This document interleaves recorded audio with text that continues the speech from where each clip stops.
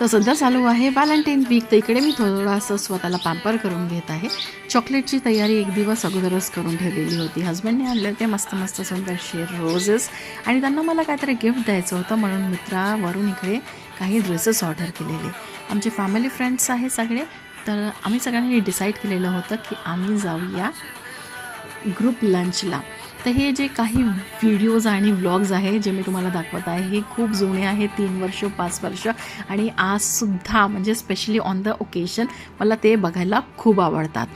तर चलो back to present one. इकडे स्टार्टरमध्ये आम्ही बोलवलेलं होतं मंचुरियन, आणि जेवणामध्ये होते बटर रोटी, नान, कोफ्ता करी होती, मशरूम, बटर आणि पनीर, असं सगळं होतं. स्टीम राईस आणि दाल तडका. सगळ्यांनी मस्त व्यवस्थित छान जेवण केलेलं आणि एन्जॉय केलेलं, आणि त्याच्यापुढे भरपूर पिक्चर्स क्लिक केलेले, आणि आम्ही घरी आलेलो आणि याचा सेलिब्रेट केलेला व्हॅलेंटाईन.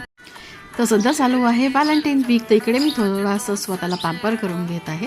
चॉकलेटची तयारी एक दिवस अगोदरच करून ठेवलेली होती. हस्बंडने आणले ते मस्त मस्त सुंदरसे रोजेस आणि त्यांना मला काहीतरी गिफ्ट द्यायचं होतं, म्हणून मित्रावरून इकडे काही ड्रेसेस ऑर्डर केलेले.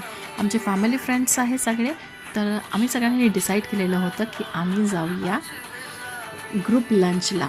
तर हे जे काही व्हिडिओज आणि व्लॉग्स आहे जे मी तुम्हाला दाखवत आहे, हे खूप जुने आहे, 3 वर्ष 5 वर्ष, आणि आजसुद्धा म्हणजे स्पेशली ऑन द ओकेजन मला ते बघायला खूप आवडतात.